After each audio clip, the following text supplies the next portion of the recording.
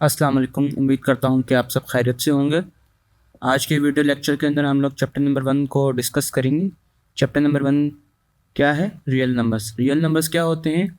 तमाम वो नंबर्स जो कि जिसके अंदर रैशनल और इर्रेशनल सबसेट्स शामिल हों, वो रियल नंबर्स हैं।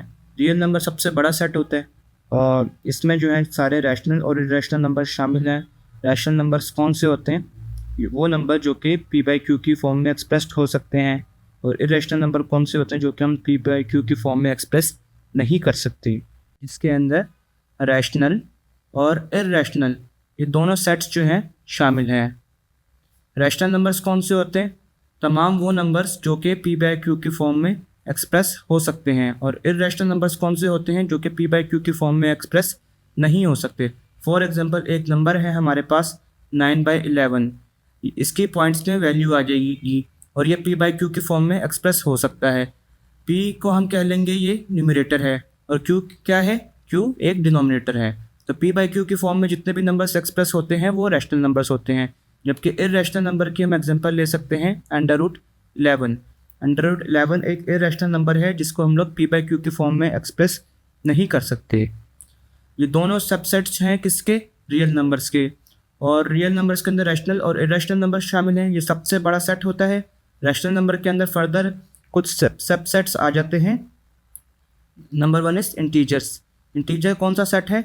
वो सेट जो जिसके अंदर सारी की सारी पॉजिटिव और नेगेटिव वैल्यूज शामिल हों। फॉर एग्जांपल -2, -1, 0 और 0 से लेकर नेगेटिव में जितने भी वैल्यूज़ हैं वो सारी, और 0 से लेकर पॉजिटिव तक जितनी भी वैल्यूज़ हैं ये सारी की सारी इंटीजर्स के अंदर शामिल होती हैं। और नॉन इंटीजर रैशनल नंबर्स कौन से होते हैं? ये वो नंबर हैं जो कि पॉइंट्स की फॉर्म में, जिनका आंसर पॉइंट्स की फॉर्म में आता है, यानी कि जो कि p/q की फॉर्म में लिखे जाते हैं। फॉर एग्जांपल 9/13, या हम इसको अगर पॉइंट्स की फॉर्म में सिंपल लिख लें, हम लिख सकते हैं 0.67। ये नॉन इंटीजर एक रैशनल नंबर है। और नेगेटिव इंटीजर्स भी इंटीजर्स का ही एक सबसेट है जिसके अंदर सारी नेगेटिव की वैल्यूज़ आ जाती हैं। और पॉजिटिव इंटीजर भी इंटीजर का ही सबसेट है जिसके अंदर सारी की सारी पॉजिटिव वैल्यूज़ आ जाती हैं। इसके अलावा कुछ और छोटे सेट्स हैं जो कि रैशनल नंबर्स के अंदर शामिल हैं। For example whole numbers. Whole numbers कौन से होते हैं? ये वो सेट है जिसके अंदर 0 से लेके सारी की सारी पॉजिटिव वैल्यूज शामिल हैं। 0, 1, 2, 3 अप टू सो ऑन। ये होल नंबर का सेट है। इसके अलावा एक सेट हम 0 को कह लेते हैं जिसके अंदर सिर्फ 0 की वैल्यू है। और एक सेट है नेचुरल नंबर्स का। नेचुरल नंबर्स कौन से होते हैं? सारे पॉजिटिव नंबर्स जितने भी हैं वो सारे के सारे नेचुरल नंबर्स होते हैं। फॉर एग्जांपल 1, 2, 3 और अप टू सो ऑन। तो हम देख सकते हैं कि ये नेचुरल नंबर्स और ये 0, ये किसके सबसेट हैं? ये होल नंबर का सबसेट है। और होल नंबर्स और ये जो नेगेटिव इंटीजर्स हैं या पॉजिटिव इंटीजर्स हैं, ये किसका सबसेट है? ये सारे के सारे सबसेट हैं इंटीजर्स का। और इंटीजर्स और नॉन इंटीजर्स ये किसके सबसेट्स हैं? ये हैं सबसेट्स रैशनल नंबर के। और रैशनल नंबर और इरेशनल नंबर ये किसके सबसेट्स हैं? ये सबसेट्स हैं रियल नंबर्स के। तो ये है रियल नंबर्स। अब हम इसकी कुछ क्वेश्चंस की तरफ बढ़ते हैं और इसके हम लोग क्वेश्चंस को सॉल्व करेंगे। एक्सरसाइज 1.1 के हम लोग कुछ क्वेश्चंस को कर लेंगे। पहला क्वेश्चन है represent the numbers on the number line. तो सबसे पहले मैं आप लोगों को नंबर लाइन के बारे में बता देता हूँ। नंबर लाइन को हम लोग इस तरीके से ड्रॉ करते हैं। बेसिकली ये नंबर्स को रिप्रेजेंट करने के लिए होता है। तो मिडल में होता है 0 और नंबर लाइन के राइट साइड पे हम जो भी नंबर्स लिखते हैं वो पॉजिटिव होते हैं। और नंबर लाइन की लेफ़्ट साइड के ऊपर हम लोग जितने भी नंबर्स लिखते हैं वो नेगेटिव नंबर्स होते हैं। इतना ही हम लोग जो है नंबर लाइन के लेफ़्ट में जाते जाएंगे हमारे नंबर की वैल्यू छोटी होती जाएगी। और जितना ही हम नंबर लाइन के राइट पर आते जाएंगे हमारे नंबर्स की वैल्यूज़ जो हैं वो बड़ी होती जाएंगी। तो ये है नंबर लाइन। तो इसके ऊपर हम लोग अपने नंबर्स को रिप्रेजेंट करते हैं। तो क्वेश्चन नंबर 1 का पहला पार्ट है कि 3/4, इसको हम लोगों ने नंबर लाइन के ऊपर रिप्रेजेंट करना है। तो हम लोग एक नंबर लाइन को ड्रॉ कर लेंगे। ये 0, 1, 2, 3, -1, -2 और ये -3। अब हमें पता है कि ये है 3/4। 3/4 यानी कि 0.75 जो कि इन बिटवीन होगा 0 से 1 के। तो यानी कि ये 3/4 जो है ये 0 और 1 के दरमियान आता है। अब 3/4 का मतलब क्या है? 3/4 का मतलब है कि अगर हम एक चीज़ को 4 पार्ट्स में डिवाइड करते हैं, 4 इक्वल पार्ट्स में, तो उसमें से अगर हम लोग 3 पार्ट्स को पिक कर लें तो उसका मतलब हुआ 3/4। तो अब 0 और 1 के दरमियान जो हूँ मैं इस बीच में जितना भी जो गैप है इसको मैं 4 इक्वल पार्ट्स के अंदर डिवाइड कर दूंगा। फॉर एग्जांपल ये 1 2 3, मैंने 3 कट्स लगाए हैं तो ये 4 इक्वल पार्ट्स में डिवाइड हो गया, 1 2 3 4। अब 3/4 का मतलब क्या है कि इसमें से मैंने तीसरा वाला जो है ये पिक करना है, 1 2 3, तो इसको मैं यहाँ पे ये पिक कर लूँगा, तो ये हो गया 3/4। इस तरीके से हम लोग नंबर लाइन के ऊपर डिजिट्स को और नंबर्स को रिप्रेजेंट कर सकते हैं। इसका सेकंड पार्ट हम लोग कर लेते हैं, या थर्ड पार्ट इसका हम लोग कर लेते हैं, 4 होल 1/2। अब 4 होल 1/2 का मतलब क्या है, 1/2 तो होता है 0.5, तो 4 + 0.5 यानी कि 4.5, यानी कि ये जो 4.5 ये नंबर जो है ये नंबर लाइन के ऊपर जो रिप्रेजेंट होगा ये 4 और 5 के दरमियान में होगा। फॉर एग्जांपल अब ये देख लीजिए 0 1 2 3 4 5, इसी तरीके से हम लोग नेगेटिव वाले वैल्यूज़ भी लिख लेंगे। अब मुझे ये पता है कि इसकी वैल्यू क्या है, 4 है, तो ये 4 से ऑनवर्ड जो है हम इसको नंबर लाइन के ऊपर रिप्रेजेंट करेंगे। 4 होल 1/2 है मतलब 4.5, और 4.5 का मतलब क्या है कि 1/2 का मतलब क्या है कि मैं नंबर लाइन के ऊपर 4 और 5 के दरमियान जो गैप है इसको मैं 2 इक्वल पार्ट्स के अंदर डिवाइड कर दूंगा। मैंने एक कट लगा दिया, एक कट लगाने से 2 इक्वल पार्ट्स के अंदर डिवाइड हो गया। अब ये जो फर्स्ट वाला पार्ट है इसको मैं पिक कर लूँगा, यानी कि ये 1/2 को मैंने पिक कर लिया, तो ये 4 होल 1/2। इस तरीके से हम लोग नंबर लाइन के ऊपर रिप्रेजेंट कर सकते हैं। एक और पार्ट हम लोग कर लेते हैं नेगेटिव वाला, लास्ट पार्ट कर लेते हैं 8 पार्ट, -7/8।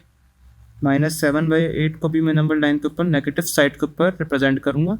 ये 0 आ गया और ये आ गया 1 2 3 1 2 3।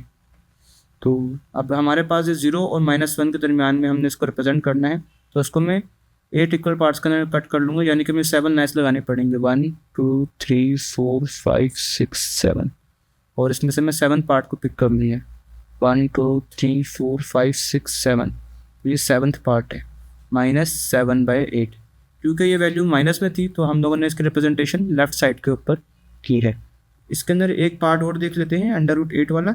अब √8 वाले पार्ट में क्या करना है, √8 की वैल्यू 2.8 समथिंग बनती है, तो इसको भी अगर हम लोगों ने नंबर लाइन के ऊपर रिप्रेजेंट करना है तो ये 2.8 जो है ये 2 और 3 के दरमियान में आएगा।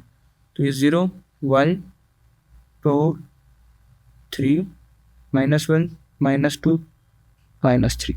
अब ये √8 है, इसको मैंने अगर रिप्रेजेंट करना है तो मैं इसको यहाँ बीच में ऐसे कर सकता हूँ, मतलब कि क्लोज टू 3, क्योंकि 2.8 जो है वो क्लोज होगा 3 के, तो इस तरीके से मैंने इसको यहाँ पे ऐसे रिप्रेजेंट कर दिया है। ज़रूरी नहीं है आप लोग इसी तरीके से लाइंस लगा के रिप्रेजेंट करें, आप दूसरे तरीके से भी इसको रिप्रेजेंट कर सकते हैं। मतलब आप जैसे 4 होल 1/2 है, हम इसको बस मिडल में जो है यहाँ पे डॉट लगा के इसको रिप्रेजेंट कर देंगे कि ये 4 होल 1/2 है। जैसे ये 3/4 है, इसको हम ऐसे भी रिप्रेजेंट कर सकते हैं कि क्लोज टू दी हम 1 ले जाएंगे, क्योंकि 0.75 ज़्यादा क्लोज है 1 की, तो यहाँ पे हम एक डॉट लगा के इसको ऐसे रिप्रेजेंट कर सकते हैं। इसी तरीके से -7/8 को भी हम लोग इस तरीके से रिप्रेजेंट कर सकते हैं। तो अब हम अपने अगले क्वेश्चन की तरफ बढ़ते हैं। अगला क्वेश्चन है question number 2, identify the property that justifies. तो प्रॉपर्टीज़ को हम लोग डिस्कस कर लेंगे।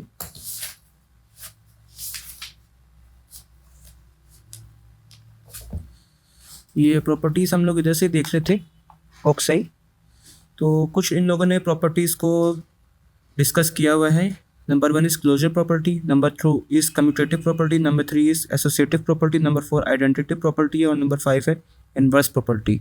तो ये 5 प्रॉपर्टीज़ हैं जिनको इन लोगों ने विद रिस्पेक्ट टू एडिशन भी शो कराया है और विद रिस्पेक्ट टू मल्टीप्लिकेशन भी शो कराया है। तो सबसे पहले हम लोग बात कर लेंगे क्लोजर प्रॉपर्टी के बारे में कि ये क्या होती है। क्लोजर प्रॉपर्टी वो प्रॉपर्टी है कि जिसके अगर मैं 2 नंबर्स को ऐड करूं या मल्टीप्लाई करूं तो उनका आंसर रियल नंबर्स के अंदर ही हो। फॉर एग्जांपल a + b, अगर मैं इसकी बात करता हूं और ये बिलोंग्स टू r, यानी कि r का मतलब है रियल नंबर। तो लेट सपोज मैं एक वैल्यू ले लेता हूं a की वैल्यू मैं लेट कर लेता हूं 3 और b की वैल्यू मैं लेट कर लेता हूं 2, तो 3 + 2 यानी कि ये बनता है 5, और 5 जो है एक रियल नंबर है, यानी कि ये क्लोजर प्रॉपर्टी होल्ड करती है ये value with respect to addition. इसी तरीके से अगर हम लोग मल्टीप्लिकेशन में कर लें, तो मल्टीप्लिकेशन के अंदर भी अगर मैं 3 और 2 को मैं मल्टीप्लाई करता हूँ तो ये 6 आता है, तो ये भी क्या है, ये रियल नंबर है, तो ये क्लोजर प्रॉपर्टी होल्ड करता है। नंबर 2 पर है कम्यूटेटिव प्रॉपर्टी।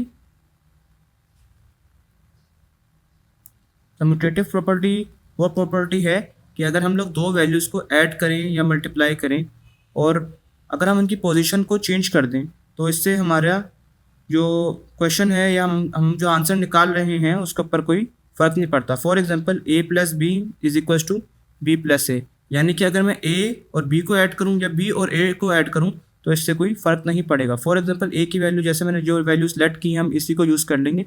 a की वैल्यू है 3, b की वैल्यू है 2, तो 3 + 2 = 2 + 3। ऐसा करने से दोनों का आंसर एक ही आएगा। तो मतलब क्या है कि अगर आंसर इक्वल आ रहा है यानी कि ये कम्यूटेटिव प्रॉपर्टी होल्ड करता है। अब हम विद रिस्पेक्ट टू मल्टीप्लिकेशन भी एक देख लेते हैं। a × b = b × a, 3 × 2 = 2 × 3, तो दोनों का आंसर सेम आ रहा है। अगर हम चाहें तो नेगेटिव वैल्यूज़ भी ले सकते हैं, अगर हम नेगेटिव वैल्यूज़ भी लेंगे तो उनका आंसर भी सेम ही आएगा। थर्ड पर है एसोसिएटिव प्रॉपर्टी। एसोसिएटिव प्रॉपर्टी के अंदर हमारे पास 3 वैल्यूज़ जो हैं वो आ जाएंगी, a, b, c, 3 आ गई, a, b, c। अब इसमें क्या देखना हम लोगों ने कि अगर हम b + c को अगर पहले ऐड कर लेते हैं, या अगर हम a + b को पहले ऐड कर लें, या अगर हम a + c को ऐड कर लें, तो उससे कोई हमारा फ़र्क नहीं पड़ेगा। फॉर एग्जांपल अब मैं यहाँ पे c को लेट कर लेता हूँ, c की वैल्यू मैं लेट कर लेता हूँ यहाँ पे 1, तो a की वैल्यू है मेरे पास 3, b की वैल्यू है मेरे पास 2 और c की वैल्यू है मेरे पास 1। तो अगर मैं पहले 2 + 1 करता हूँ तो उसका आंसर आएगा 3, और 3 को अगर मैं इसके साथ ऐड कर दूँ तो इसका आंसर आएगा 6। अगर मैं 3 + 2 को पहले ऐड कर दूँ तो ये होगा 5, और 5 + 1 को अगर मैं ऐड करता हूँ तो आंसर तब भी आता है 6। मतलब कि इससे कोई फ़र्क नहीं पड़ता कि हम b + c को पहले ऐड कर लें या a + b को पहले ऐड कर लें। ये प्रॉपर्टी होती है एसोसिएटिव प्रॉपर्टी।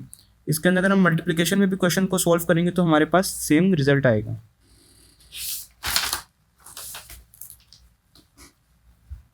नंबर 4 पर है आइडेंटिटी प्रॉपर्टी। अब आइडेंटिटी प्रॉपर्टी क्या होती है, ये दो इसकी भी दो हमारे पास दो केसेस हैं। एक है विद रिस्पेक्ट टू एडिशन और with respect to multiplication. With respect to addition में क्या होता है कि हम इसके अंदर एक ऐसी वैल्यू ऐड करते हैं जिससे इसके आंसर के ऊपर कोई इफेक्ट नहीं, जिससे इसकी वैल्यू के ऊपर कोई इफेक्ट नहीं पड़ता, तो वो नंबर हमारे पास होगा 0। अगर हम 0 को ऐड करें तो हमारे पास फिर भी आंसर जो है a + 0 का आंसर a ही आएगा। फॉर एग्जांपल a की वैल्यू मैं लेट कर लेता हूँ 3, तो 3 + 0 अगर मैं करता हूँ तो मेरे पास आंसर 3 आता है। या अगर मैं 0 + a करता हूँ, यानी कि 0 + 3 करता हूँ, तो भी मेरे पास आंसर इसका 3 आएगा। तो ये जो प्रॉपर्टी है ये जो प्रॉपर्टी है ये है एडिटिव आइडेंटिटी। इसी तरीके से मल्टीप्लिकेटिव आइडेंटिटी को हम लोग देख लेते हैं। ऐसा नंबर से मैं मल्टीप्लाई करूं a की वैल्यू को कि उसका आंसर a ही आए, तो ये जो आइडेंटिटी होगी ये मल्टीप्लिकेटिव आइडेंटिटी होगी। फॉर एग्जांपल अगर मैं a को मल्टीप्लाई करता हूं 1 से तो भी आंसर a आएगा, या अगर मैं 1 को मल्टीप्लाई करता हूं a के साथ तो भी आंसर a ही आएगा। a को मैं लेट कर लेता हूँ 3, 3 × 1 = 3, और यहाँ पर हम देख सकते हैं कि अगर 1 × 3 करता हूँ तो भी इसका आंसर 3 ही आएगा। तो ये है एडिटिव आइडेंटिटी और मल्टीप्लिकेटिव आइडेंटिटी। एडिटिव आइडेंटिटी होती है 0 और मल्टीप्लिकेटिव आइडेंटिटी होती है 1। अब चलते हैं हम लोग इन्वर्स के ऊपर। इन्वर्स का मतलब क्या है कि मैं a के अंदर एक ऐसी वैल्यू ऐड करूं कि इसका आंसर जो है 0 यानी कि एडिटिव आइडेंटिटी आए, तो वो वैल्यू अगर मैं इसके अंदर ऐड करता हूं तो ये एडिटिव इन्वर्स कहलाएगा। फॉर एग्जांपल अब मैं a के अंदर कोई ऐसी वैल्यू ऐड करूंगा कि इसका आंसर 0 आ जाए। अगर मैं a के साथ a के अंदर जो है अगर मैं -a को ऐड करता हूँ तो उसका आंसर तभी 0 आ सकता है। यानी कि अगर मैं 3 के अंदर जो हूँ -3 ऐड करता हूँ तो ही इसका आंसर जो है 0 आएगा। तो ये क्या है, -a क्या है, एडिटिव इन्वर्स। इसी तरीके से मल्टीप्लिकेटिव इन्वर्स के लिए मुझे क्या करना पड़ेगा, a के अंदर ऐसी कोई वैल्यू जो है मुझे मल्टीप्लाई a के साथ करानी पड़ेगी कि इसका आंसर जो है मल्टीप्लिकेटिव आइडेंटिटी आ जाए, यानी कि 1 आ जाए, तो ऐसी वैल्यू क्या होगी 1/a। फॉर एग्जांपल अगर मेरे पास 3 है, इसको मुझे मल्टीप्लाई करवाना पड़ेगा 1/3 के साथ, तो इसका आंसर आएगा 1। 3 और 3 को हम लोग जो है कैंसिल कर देंगे, जब इनको डिवाइड में कट करेंगे तो आंसर हमारे पास सिर्फ 1 बच जाएगा। तो ये थी सारी की सारी प्रॉपर्टीज़ रियल नंबर्स की। अब हम लोग इसके क्वेश्चंस को सॉल्व कर लेंगे। तो अब हम लोगों ने बताना है कि ये कौन सी प्रॉपर्टी है जिसको ये इक्वेशन जस्टिफाई करती है। तो हमें पता है कि ये मल्टीप्लिकेटिव आइडेंटिटी है। मल्टीप्लिकेटिव आइडेंटिटी ये कैसे है, हमें कैसे पता चला? अभी हम लोगों ने इसको डिस्कस किया था कि अगर हम एक ऐसी वैल्यू लें जिसके साथ हम लोग 1 को मल्टीप्लाई कराते हैं तो उसका आंसर वही सेम आए। फॉर एग्जांपल ए को हमने जब 1 से मल्टीप्लाई कराया तो हमारे पास आंसर ए ही आया। इसी तरीके से जब हम लोगों ने 1 को या y-2 को जब एक दूसरे के साथ मल्टीप्लाई कराया तो हमारे पास आंसर क्या सेम आया। तो ये वाली प्रॉपर्टी कौन सी थी? Multiplicative identity. तो अब सेकंड पार्ट की तरफ बढ़ते हैं। सेकंड पार्ट है 0.2 multiply by 5 is equals to 1। अब 0.2 को मैंने एक ऐसे नंबर के साथ मल्टीप्लाई कराया है कि इसका आंसर क्या आया है 1। तो इस तरह की प्रॉपर्टी क्या है? Multiplicative inverse. ये मल्टीप्लिकेटिव इन्वर्स कैसे है? जब हम लोगों ने बात की थी कि ए को मैं मल्टीप्लाई कराऊंगा 1/a के साथ तो इसका आंसर क्या आएगा 1। इसी तरीके से जब मैंने 0.2 को मल्टीप्लाई कराया मैंने 5 के साथ तो इसका आंसर भी क्या आया 1 आया। हम इसको ऐसे भी देख सकते हैं कि 0.2 को हम 1/5 भी कह सकते हैं। 1/5 और 0.2 की सेम वैल्यू होती है, तो ये 1 बनता है। ये मल्टीप्लिकेटिव इन्वर्स है। थर्ड पार्ट है x + 1 + y is equals to y + x+। तो ये तो काफ़ी ज़्यादा इजी है। इसको हम a कह लेंगे, इसको हम b कह लेंगे, b+ है। ये कौन सी प्रॉपर्टी है? ये तो सबसे ज़्यादा इजी है, कम्यूटेटिव प्रॉपर्टी। चौथे को देखेंगे अब हम -3b + 3b = 0। ऐसी वैल्यू जिसके अंदर मैंने नेगेटिव वैल्यू को ऐड कराया और मेरे पास आंसर क्या आ गया 0। हम लोगों ने ये प्रॉपर्टी पढ़ी थी कि अगर हम a के अंदर -a को ऐड कराते हैं तो आंसर क्या आता है 0। और इस तरह की प्रॉपर्टी का नाम क्या आता है? Additive inverse. तो ये एडिटिव इन्वर्स है। 3b और -3b दोनों क्या हैं? अपोजिट हैं, एडिटिव इन्वर्स। फिफ्थ पार्ट है x + 1 x + 5 - 1 is equals to x + 5 - 1। अब इसके अंदर हम देख सकते हैं कि इसके अंदर जो है हमारे पास दो ऑपरेशंस हो रहे हैं। अब दो ऑपरेशंस की वजह से क्या हो रहा है कि एक हमारे पास पॉजिटिव में वैल्यू है और एक हमारे पास नेगेटिव, यानी कि हमारे पास दो ऑपरेशंस हो रहे हैं। इन दो ऑपरेशंस होने की वजह से ये कौन सी प्रॉपर्टी बन जाती है? एसोसिएटिव प्रॉपर्टी बन जाती है। एसोसिएटिव प्रॉपर्टी क्योंकि अगर मैं पहले x + 5 को ऐड कर लूँ, x की अगर कोई एक अननोन वैल्यू लेट सपोज हम लोग लेट कर लेते हैं x की वैल्यू को 2, तो अगर मैं 2 + 5 कर लेता हूँ -1 और यहाँ पे मैं कर देता हूँ 2 + 5 - 1, तो दोनों का सेम आंसर आएगा। 2 + 5 7 -1 और 2 + 5 - 1 4। 7 - 1 भी 6 होता है और 2 + 4 भी 6 होता है। तो ये एसोसिएटिव प्रॉपर्टी को होल्ड करता है। लास्ट पर है -3 multiply by 2 - y is equals to -6 + 3y। अब ये कौन सी प्रॉपर्टी है? इस प्रॉपर्टी को हम लोगों ने पीछे डिस्कस नहीं किया था। ये डिस्ट्रीब्यूटिव प्रॉपर्टी है। डिस्ट्रीब्यूटिव प्रॉपर्टी वो प्रॉपर्टी है जिसके अंदर दोनों ऑपरेशंस इन्वॉल्व होते हैं। फॉर एग्जांपल मल्टीप्लिकेशन भी हो रही हो और एडिशन भी हो रही है। a multiply by b + c is equals to ab + ac। अब इस तरह की अगर कोई हमारे पास प्रॉपर्टी मौजूद है जिसके अंदर मल्टीप्लिकेशन भी हो रही हो और या एडिशन हो रही है या सब्ट्रैक्शन हो रही है, तो ये कौन सी प्रॉपर्टी है? ये डिस्ट्रीब्यूटिव प्रॉपर्टी है। अब हम इसको देख सकते हैं कि -3 मल्टीप्लाई बाय 2 - y को हम इस तरह लिखेंगे -6 + 3y और इज इक्वल टू के इस तरफ भी क्या है -6 + 3y, यानी कि इसका ये मतलब है कि ये जो प्रॉपर्टी है ये डिस्ट्रीब्यूटिव प्रॉपर्टी को होल्ड करती है। Distributive property. अब क्वेश्चन नंबर 3 है। क्वेश्चन नंबर 3 के अंदर क्या है कि रिप्रेजेंट करना है हमने नंबर्स को नंबर लाइन के ऊपर। नंबर लाइन को हम लोग डिस्कस कर चुके हैं कि नंबर लाइन होती क्या है। अब कुछ हमारे पास क्वेश्चन है, इसको करने से पहले थोड़ा सा एक दफा देख लेते हैं कि इसमें हम लोगों ने करना क्या है। फॉर एग्जाम्पल हमारे पास एक नंबर लाइन ऐसे दी है, ये एक हमारे पास नंबर लाइन है, ये 0 है और यहाँ 1 2 ले लिया और यहाँ पे -1 -2 ले लिया। अब अगर हम इससे कहते हैं कि लेट सपोज हम एक वैल्यू 1 को फिक्स कर लेते हैं, अगर हमसे कहा जाएगा कि x इज ग्रेटर देन 1, मतलब कि 1 से आगे जितने भी वैल्यूज हैं हम उन सबको ऐसे शेड कर देंगे, इस तरीके से हम इसको आगे ले जाएंगे। और अगर हमसे कहा जाए कि x इज लेस देन 1, तो हम 1 से पीछे जितने भी वैल्यूज हैं हम सारा उसकी तरफ ले जाएंगे। और ये जो एरो होता है, अगर हम इस तरीके से एरो को यू रिप्रेजेंट कर दें, एरो लगा के लाइन को, तो उससे पता चलता है कि ये जो लाइन है ये नेवर एंडिंग है, मतलब कि अप टू सोन तक जो है ये लाइन जा रही है। तो हम इससे कुछ क्वेश्चन को कर लेते हैं और ज़्यादा डिटेल में समझ में आ जाएगी। इसका पहला पार्ट है कि x is less then 0। x is less then 0 का मतलब क्या है कि अगर हम लोगों ने एक नंबर लाइन ड्रॉ की है, अब ये देख सकते हैं हम लोग के इसमें 0 1 2 3 हमने ये वैल्यूज ले ली हैं, और -1 -2 -3 इस तरीके से हम लोगों ने वैल्यूज ले ली है। अब यहाँ पर है कि x की वैल्यू क्या है, लेस देन 0 है। लेस देन 0 का मतलब क्या हुआ कि 0 से थोड़ा सा, मतलब 0 से थोड़ा सा पहले की जितनी भी वैल्यूज हैं वो सब की सब x के अंदर जो है इंक्लूड है, मतलब कि 0 से पीछे जितनी भी वैल्यूज हैं यानी कि सारे नेगेटिव की वैल्यूज x के अंदर इंक्लूड है, लेकिन x की वैल्यूज जो है वो छोटी होंगी 0 की वैल्यूज से। तो हम यहाँ पर एक सर्कल बना देंगे और ये जो सर्कल और यहाँ से लाइन यू रिप्रेजेंट करेंगे, जिससे पता चलेगा कि ये नेवर एंडिंग लाइन जा रही है, तो अप टू सो ऑन तक ये लाइन जा रही है, जहाँ तक जितनी एक्स की हमारे पास वैल्यूज मौजूद है। अच्छा, इसको यहाँ पे मैंने शेड नहीं किया, अगर तो इसको मैं एम्प्टी रखता हूँ उसका मतलब है लेस देन 0, और अगर इसको मैं यू करके फिल कर देता हूँ इसका मतलब होगा कि लेस देन और इक्वल टू या ग्रेटर देन और इक्वल टू। एक और हम लोग इसकी एग्जांपल कर लेते हैं।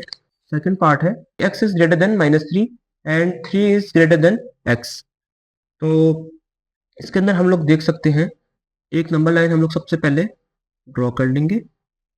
अच्छा, अब इसमें हम लोगों को इन लोगों ने वैल्यूज दे दी है कि -3 से बड़ी है x की वैल्यूज और 3 से छोटी है x की वैल्यूज, यानी कि यहाँ पे हम लोग पहले नंबर लाइन्स के ऊपर वैल्यूज को प्लॉट कर लेंगे, -1 -2 -3 और ये -4।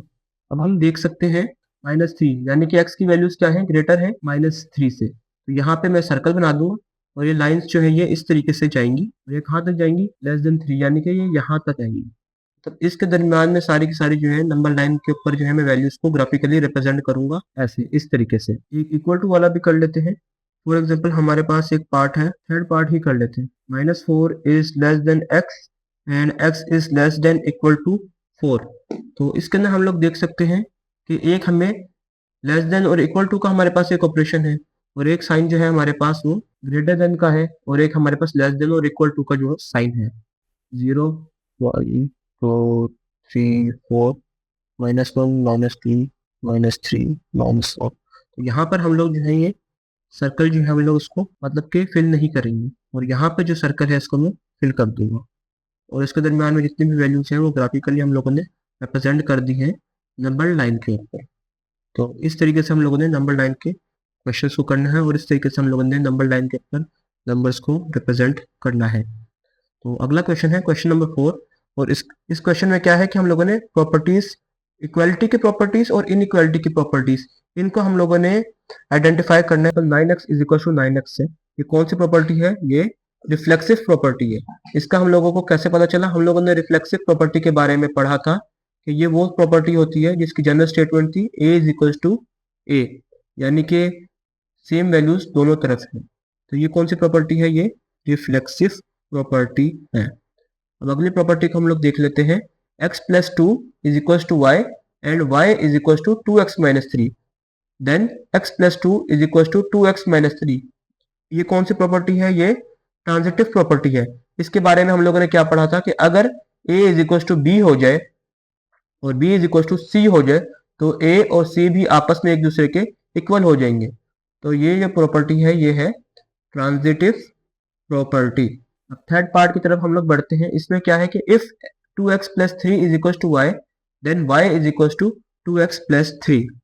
तो यानी कि if a is equal to b then b is equal to a। इस तरह की प्रॉपर्टी कौन सी होती है, इस तरह की प्रॉपर्टी होती है symmetric property. If 3 is less than 4 then -3 is greater than -4। ये वाली प्रॉपर्टी हम लोगों ने मल्टीप्लिकेटिव प्रॉपर्टी के अंदर पढ़ा था। हम लोगों ने एक बात की थी कि अगर हमारे पास दो वैल्यूज मौजूद हैं और ऐसा हो जाए कि हम इनके साथ एक और नई वैल्यू यानी कि c को मल्टीप्लाई करा दें, और अगर c की वैल्यू नेगेटिव है तो नेगेटिव होने की वजह से इनके साइन जो है वो चेंज हो गए, -3 और -4 हो गया, और इनके जो सिंबल जो है मतलब कि डायरेक्शन, यानी कि पहले ये जो है 3 लेस देन 4 था, अब 3 क्या हो गया, ग्रेटर देन -4 हो गया, -3 इज ग्रेटर देन -4। ये इस तरीके से हुआ है। हम लोगों ने बात की थी कि -3 जो है ये बड़ी वैल्यू है, जबकि -4 जो है ये एक छोटी वैल्यू है।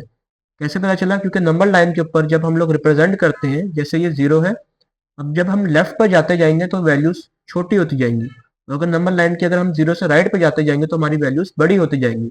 अब हम लोगों को पता है कि लेफ्ट पर जा रहे हैं तो वैल्यूज छोटी हो रही है, तो यानी कि -3 पहले आता है, उसके बाद -4 आता है, तो जितना लेफ्ट पे जा रहे हैं वैल्यू उतनी छोटी होती जा रही है, यानी कि -3 बड़ा है और -4 छोटा है। तो इस तरह की प्रॉपर्टी है मल्टीप्लिकेटिव प्रॉपर्टी। नंबर 5 है, if 2y plus 2w is equals to p and p is equals to 50, then 2y plus 2w is equals to 50। ये भी ट्रांजिटिव प्रॉपर्टी है। कैसे? हम लोगों ने बात की थी, ये वैल्यू एक a कह लेते हैं इसको, ये a है और p किसके इक्वल है, b के। a is equals to b and b is equals to c, यानी कि 50 के इक्वल है p, तो a is equals to c हो जाएगा। तो इस तरह की जो प्रॉपर्टी है ये ट्रांजिटिव प्रॉपर्टी है। 6 पार्ट की तरफ बढ़ते हैं। If x plus 4 is greater than y plus 4 then x is greater than y। ये जो प्रॉपर्टी है ये कैंसिलेशन प्रॉपर्टी है, क्योंकि इसके अंदर जो है दूसरी वैल्यूज है ये कैंसिल आउट हो रही है, इसलिए इस तरह की जो प्रॉपर्टी है ये कैंसिलेशन प्रॉपर्टी है। 7 पार्ट की तरफ बढ़ते हैं। If 2 is less than 5 and 5 is less than 9 then 2 is less than 9। तो ये जो प्रॉपर्टी है ये भी ट्रांजिटिव प्रॉपर्टी है। ये क्या है, लेस है b से और b है लेस c से, तो यानी कि a लेस होगा c से। अब ये इनइक्वालिटी की प्रॉपर्टी है, और ये जो हम लोगों ने ऊपर करी थी ये इक्वालिटी की प्रॉपर्टी थी, है लेकिन दोनों ही ट्रांजिटिव प्रॉपर्टीज। आप इसको कह सकते हैं ट्रांजिटिव प्रॉपर्टी इक्वालिटी की ट्रांजिटिव प्रॉपर्टी है, और आप इसको कह सकते हैं ये इनइक्वालिटी की ट्रांजिटिव प्रॉपर्टी है। 8 पार्ट की तरफ बढ़ते हैं। If -18 is less than -16 then 9 is greater than 8। इसके अंदर भी वैल्यूज जो है ये कैंसिल आउट हो रही हैं, तो ये भी कैंसिलेशन प्रॉपर्टी है।